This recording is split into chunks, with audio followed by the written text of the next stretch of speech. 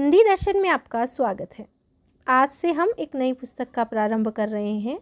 पुस्तक का नाम है हिंदी साहित्य का इतिहास, आचार्य रामचंद्र शुक्ल। आप सभी को ज्ञात है कि यह पुस्तक हिंदी साहित्य की सभी प्रतियोगी परीक्षाओं के लिए अत्यंत महत्वपूर्ण पुस्तक है। इस पुस्तक की एक एक लाइन में एक प्रश्न छुपा हुआ है। पीछे की प्रतियोगी परीक्षाओं में किस प्रकार के प्रश्न पूछे गए हैं और कहाँ से प्रश्न बनने की संभावना है, इन सभी मुद्दों पर हम इस पुस्तक में चर्चा करेंगे। इससे पूर्व हम इतिहास की दो पुस्तकों को पढ़ चुके हैं। एक पुस्तक 11वीं 12वीं में चलती है, हिंदी साहित्य का इतिहास, जो आपका बेस तैयार करेगी। उस पुस्तक को आप अवश्य पढ़ें।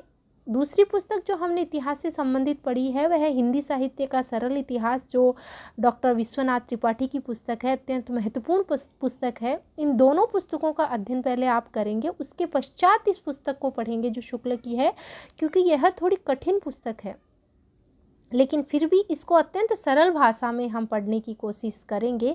पहले आप अपना बेस मजबूत करने के लिए इन दो पुस्तकों का अध्ययन करें, इसके पश्चात हिंदी साहित्य का इतिहास शुक्ल की पढ़ें। तो आइए देखते हैं पुस्तक हमें क्या कहती है। सबसे पहले इस पुस्तक में जो विषय दिया हुआ है वो है काल विभाजन को लेकर के, कि आचार्य रामचंद्र शुक्ल ने किस प्रकार से हिंदी साहित्य के इतिहास का काल विभाजन किया है। देखिए, जबकि प्रत्येक देश का साहित्य, पहला प्रश्न तो यहीं से पूछा जाता है, बहुत बार पूछा जा चुका है प्रतियोगी परीक्षाओं में। ये कथन पूछा जाता है और कथन देकर के कहा जाता है कि ये कथन किस आचार्य का है।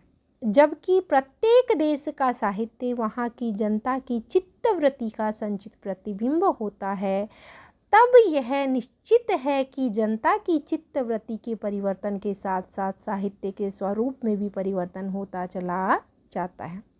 इसको आपसे इस प्रकार से भी पूछा जा सकता है कि साहित्य में जनता की चित्तवृत्ति की बात कौन करते हैं? आचार्य रामचंद्र शुक्ल। आदि से अंत तक इन्हीं चित्तवृत्तियों की परंपरा को परखते हुए साहित्य परंपरा के साथ उनका सामंजस्य दिखाना ही साहित्य का इतिहास कहलाता है। कौन कहते हैं? शुक्ल।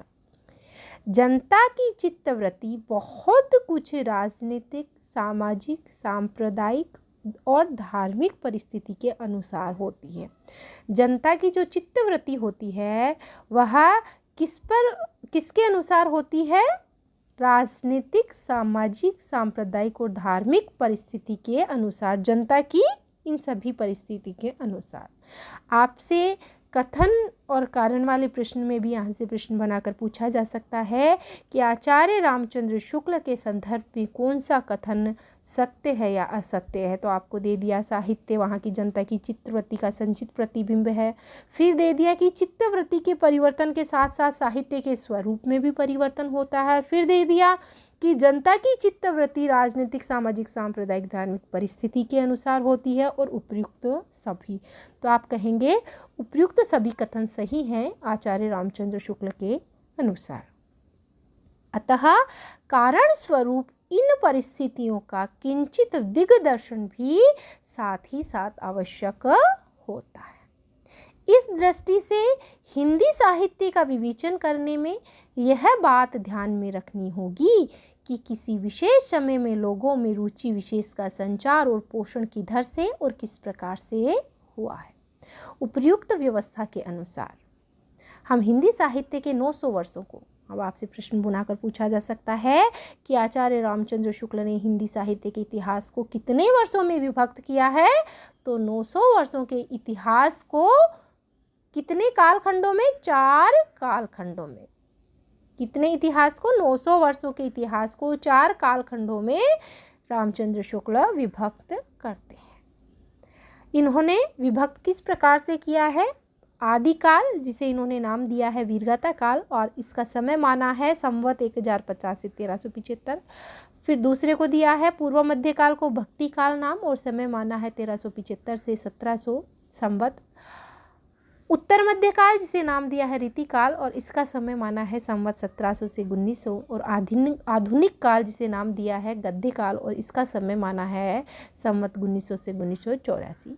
आधुनिक काल को गद्य काल नाम देने वाले आचार्य कौन है? आचार्य रामचंद्र शुक्ल हैं। यह भी प्रश्न कई बार पूछा जा चुका है कि गद्य काल नाम किसने दिया है आधुनिक काल को, तो शुक्ल ने गद्य काल नाम दिया है। इस प्रकार से प्रश्नों की प्रकृति को देखते हुए हमें उत्तर देना है।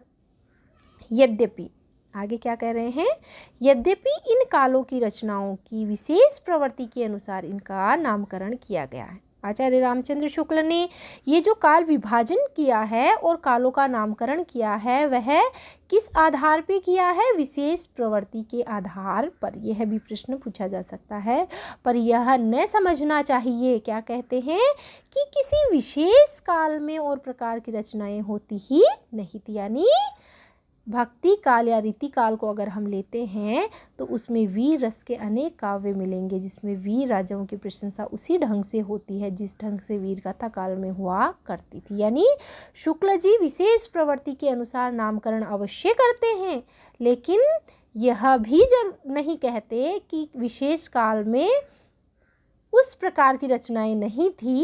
जैसे भक्ति काल और रीति काल की बात करें तो वहाँ जो काव्य हैं वहाँ वीर रस के काव्य भी हमें देखने को मिलते हैं। अतः प्रत्येक काल का वर्णन इस प्रणाली पर किया जाएगा कि पहले तो उक्त काल की विशेष प्रवृत्ति सूचक उन रचनाओं का वर्णन होगा जो उस काल के लक्षण के अंतर्गत होगी, और पीछे संक्षेप में उनके अतिरिक्त और प्रकार की ध्यान देने योग्य रचनाओं का उल्लेख भी होगा।